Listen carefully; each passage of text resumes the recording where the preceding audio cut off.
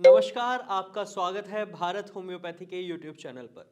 आज इस वीडियो में बात करेंगे उन सोराइसिस पेशेंट्स की जिनका एग्रीवेशन लगातार बढ़ता जा रहा है।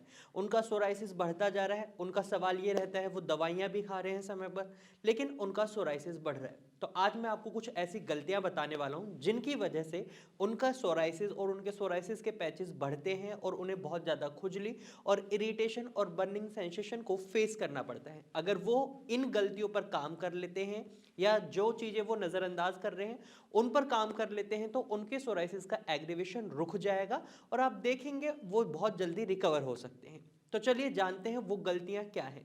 तो सबसे पहले मैं आपको बता दूं, जनरली पेशेंट्स स्टेरॉइड्स का इंटेक कर रहे होते हैं और जब लंबे समय तक स्टेरॉइड्स का इंटेक करते हैं तो क्या होता है, जो आपका सोराइसिस को सप्रेस करते हैं स्टेरॉइड्स, जो आपका इम्यूनिटी सिस्टम हाइपर एक्टिव होकर आपके स्किन सेल टर्नओवर टाइम को कम कर रहा होता है, यहाँ पर आपके इम्यूनिटी सिस्टम को सप्रेस करा जाता है स्टेरॉइड्स के द्वारा और क्या होता है, आपके रूट कॉज पर काम नहीं होता। कुछ समय तक आपको रिलीफ मिलता है, लेकिन जब आप स्टेरॉइड्स लंबे समय तक खाते रहते हैं फिर आपको उसका रिजल्ट देखने को नहीं मिलता और आपका सोराइसिस और ज़्यादा तेजी से एग्रीवेट होता है, क्योंकि जब आप किसी चीज़ को दबाएंगे और जब वो एकदम उभर कर आएगी तो वो और ज़्यादा एग्रीवेट होगी, मतलब बहुत ज़्यादा आक्रामक रूप ले लेती है इस सिचुएशन में आपकी सोराइसिस की बीमारी। नंबर टू, जनरली सोराइसिस के पेशेंट्स के लीवर में भी दिक्कत होती है, जहां आपका इम्यूनिटी सिस्टम हाइपर एक्टिव होकर आपकी स्किन सेल टर्नओवर को खराब कर रहा है, वहीं आपके लीवर में भी कई दिक्कतें इसकी वजह से बन सकती हैं। इसीलिए सोराइसिस के पेशेंट्स को कहा जाता है वो अपना एसजीओटी लेवल और एसजीपीटी लेवल जरूर चेक कराएं। अगर वो बढ़े हुए हैं या कम है तो उन पर काम करना होता है। अगर उन पर काम कर लिया जाता है तो हमें देखने को मिलता है उनका जो सोराइसिस एग्रीवेट हो रहा है उसमें रुकावट आ जाती है, जो एग्रीवेशन बढ़े जा रहा है उसको रोका जा सकता है। वहीं नंबर थर्ड, हीमोग्लोबिन लेवल भी चेक करना बहुत ज़्यादा जरूरी होता है सोराइसिस के पेशेंट्स में। कई बार देखा जाता है हीमोग्लोबिन लेवल कम होता है और उसकी वजह से आपका सोराइसिस बढ़ रहा होता है, फिर आप कहीं से भी दवाइयां खाएं कुछ भी करें लेकिन आपका सोराइसिस ठीक नहीं होगा, क्योंकि आपके बॉडी में ब्लड की कमी है और आपके ब्लड के थ्रू ही आपकी बॉडी को न्यूट्रिएंट्स मिलते हैं, सारी जरूरी चीजें मिलती हैं और ऐसे में जब आपकी बॉडी में ब्लड की कमी हो जाती है तो आपको और ज्यादा दिक्कतों का सामना करना पड़ता है सोराइसिस में। तो इसलिए अपना हीमोग्लोबिन लेवल भी चेक करें। आपको स्ट्रेस नहीं लेना है। एक चौथी गलती जो पेशेंट करते हैं वो बहुत ज़्यादा स्ट्रेस ले लेते हैं। जब भी किसी भी पेशेंट का सोराइसिस एग्रीवेट होता है तो स्वाभाविक तौर पर उनका स्ट्रेस बढ़ जाता है और इसी वजह से उनका सोराइसिस और ज़्यादा तेजी से बढ़ने लगता है। यहाँ आपको मैनेज करना होगा अपने स्ट्रेस को।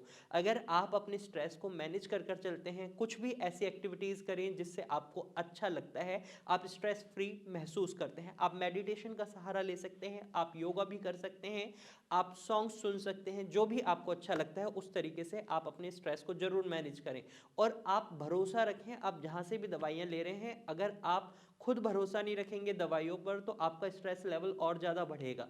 तो आपको इस बात का खास ध्यान। अब आपको करना क्या है, तो इस सिचुएशन में आपको अपनी बॉडी के कुछ टेस्ट कराने हैं, जैसे कि आपको एलएफटी कराना है, आपको पता करना है आपका लीवर ठीक है या नहीं, आपको हीमोग्लोबिन लेवल टेस्ट कराना है, आपको विटामिन डी चेक करनी है, आपको विटामिन B12 चेक करनी है, आपको आयरन डेफिशिएंसी चेक करनी है। और जब आप इन सब टेस्ट को चेक करा लेते हैं और जब सभी नॉर्मल होते हैं तो आपका सोराइसिस बहुत जल्दी ठीक किया जा सकता है। अगर इन टेस्टों में से किसी भी टेस्ट में डीअरेंजमेंट देखने को मिलती है, मिसप्लेसमेंट देखने को मिलती है कि आपके जो नंबर्स हैं नॉर्मल रेंज में नहीं है, तो उस दौरान आपके सोराइसिस के ट्रीटमेंट के साथ साथ इन फैक्टर्स पर भी काम करना पड़ता है। जैसे सपोज अगर आयरन डेफिशिएंसी है तो आपको आयरन सप्लीमेंट्स भी दिए जा सकते हैं। आपको खाने में कुछ ऐसी डाइट में चीज़ें ऐड ऑन करने के लिए कहा जाता है जिनकी मदद से आप आयरन की फुलफिलमेंट अपनी बॉडी में करें और आपका सोराइसिस बहुत जल्दी रिकवर होता है। वहीं इसके साथ साथ आपको ट्रीटमेंट का भी खास ख्याल रखना है, क्योंकि अगर आप एलोपैथिक ट्रीटमेंट लेते हैं तो स्टेरॉइड्स जनरली पेशेंट्स को प्रोवाइड करे जाते हैं जो कुछ समय के लिए आपको बहुत अच्छा रिजल्ट देते हैं,